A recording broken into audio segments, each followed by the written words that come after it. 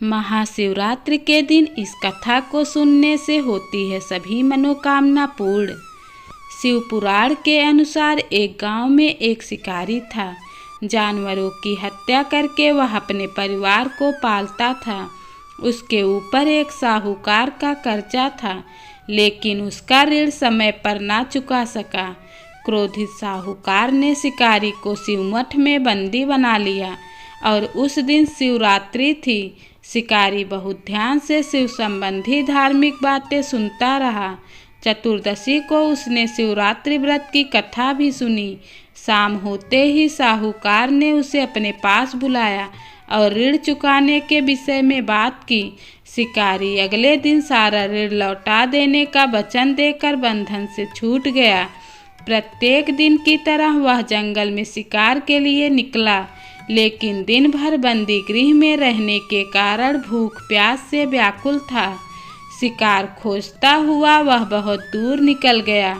जब अंधकार हो गया तो उसने विचार किया कि रात जंगल में ही बितानी पड़ेगी। वह एक तालाब के किनारे एक बेल के पेड़ पर चढ़कर बैठ गया और रात बीतने का इंतजार करने लगा। बेल वृक्ष के नीचे शिवलिंग था, जो बिल्व पत्रों से ढका हुआ था। शिकारी को पता नहीं चला। पड़ाव बनाते समय उसने जो टहनियाँ तोड़ी वह संयोग से शिवलिंग पर गिरती चली गई। इस प्रकार दिन भर भूखे प्यासे शिकारी का व्रत भी हो गया और शिवलिंग पर बेलपत्र भी चढ़ गए। जब एक पहर रात बीती तब एक गर्भिणी हिरणी तालाब पर पानी पीने पहुंची। शिकारी ने धनुष पर तीर चढ़ाकर जैसे ही प्रत्यंचा खींची, हिरणी बोली, मैं गर्भ से हूँ, शीघ्र ही प्रसव करूंगी। तुम एक साथ दो जीवों की हत्या करोगे। मैं बच्चे को जन्म देकर शीघ्र ही तुम्हारे पास आ जाऊंगी, तब मार लेना। शिकारी ने प्रत्यंचा ढीली कर दी और हिरणी जंगली झाड़ियों में चली गई। प्रत्यंचा चढ़ाने तथा ढीली करते समय कुछ बेलपत्र टूटकर शिवलिंग पर गिर गए। इस तरह अनजाने में ही उससे प्रथम पहर का पूजन भी हो गया। कुछ देर बाद एक और हिरणी उधर से निकली। शिकारी प्रसन्न हो गया। पास आने पर उसने धनुष पर बाण चढ़ाया। तब उसे देख हिरणी ने विनम्रता पूर्वक निवेदन किया, मैं थोड़ी देर पहले ऋतु से निवृत्त हुई हूँ, अपने प्रिय को ढूंढ रही हूँ। मैं अपने पति से मिलकर जल्दी ही तुम्हारे पास आ जाऊंगी। शिकारी ने उसे भी जाने दिया। 2 बार शिकार को खोकर उसका माथा ठनका। वह चिंता में पड़ गया। रात का आखिरी पहर बीत रहा था। प्रत्यंचा चढ़ाते उतारते धनुष से लगकर कुछ बेलपत्र शिवलिंग पर जा गिरते तो दूसरे पहर का पूजन भी संपन्न हो गई। तभी एक अन्य हिरणी अपने बच्चों के साथ उधर से निकली। शिकारी के लिए यह बहुत अच्छा अवसर था। उसने धनुष पर तीर चढ़ाने में देर नहीं लगाई। वह तीर छोड़ने ही वाला था कि हिरणी बोली, हे शिकारी, मैं इन बच्चों को इनके पिता के हवाले करके लौट आऊंगी। इस समय मुझे मत मारो। शिकारी हंसा और बोला, सामने आए शिकार को छोड़ दूं? मैं मूर्ख नहीं हूँ। इससे पहले मैं 2 बार अपना शिकार खो चुका हूँ। मेरे बच्चे भूख प्यास से व्याकुल हो रहे होंगे। तब हिरणी ने फिर कहा, जैसे तुम्हें अपने बच्चों की चिंता हो रही है, ठीक वैसे ही मुझे भी। हे शिकारी, मेरा विश्वास करो, मैं इन्हें इनके पिता के पास छोड़कर तुरंत लौटने की प्रतिज्ञा करती हूँ। हिरणी का दुख भरा स्वर सुनकर शिकारी को उस पर दया आ गई।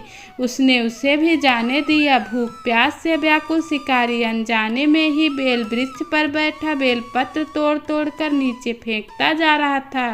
तभी एक हष्ट-पुष्ट मृग उसी रास्ते पर आया। शिकारी ने सोच लिया कि इसका शिकार वह अवश्य करेगा। शिकारी की तनी प्रत्यंचा देखकर मृग करुण स्वर में बोला, हे शिकारी, यदि तुमने मुझसे पहले आने वाली 3 मृगियों तथा छोटे छोटे बच्चों को मार डाला है तो मुझे भी मार दो, ताकि मुझे उनके वियोग में एक क्षण भी दुख न सहना पड़े। मैं उन हिरणियों का पति हूँ। यदि तुमने उन्हें जीवन दान दिया है तो मुझे भी कुछ क्षण का जीवन देने की कृपा करो। मैं उनसे मिलकर तुम्हारे समक्ष उपस्थित हो जाऊंगा। मृग की बात सुनते ही शिकारी के सामने पूरी रात की घटना घूम गई। उसने सारी कथा मृग को सुना दी। तब मृग ने कहा, मेरी तीनों पत्नियां जिस प्रकार प्रतिज्ञाबद्ध होकर गई हैं, मेरी मृत्यु से अपने धर्म का पालन नहीं कर पाएंगी। अतः जैसे तुमने उनका विश्वास करके छोड़ा है, वैसे ही मुझे भी जाने दो। मैं उन सब के साथ तुम्हारे सामने शीघ्र ही आ जाऊंगा। शिकारी ने उसे भी जाने दिया। इस प्रकार प्रातः हो आई। उपवास, रात्रि जागरण तथा शिवलिंग पर बेलपत्र चढ़ने से अनजाने में ही पर शिवरात्रि की पूजा पूर्ण हो गई। पर अनजाने में ही की हुई पूजन का परिणाम उसे तत्काल मिला। शिकारी का हृदय निर्मल हो गया, उसमें भगवत शक्ति का वास हो गया।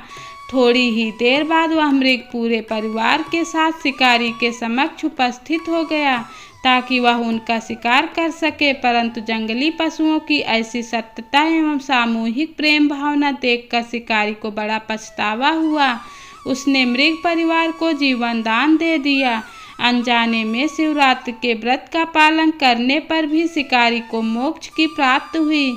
जब मृत्यु काल में यमदूत उसके जीव को ले जाने आए तो शिवगणों ने उन्हें वापस भेज दिया तथा शिकारी को शिवलोक ले गए। शिव जी की कृपा से वह शिकारी राजा चित्रभान हुए और अपने पिछले जन्म को याद रख पाए तथा महाशिवरात्रि के महत्व को जानकर उसका अगले जन्म में भी पालन कर पाए।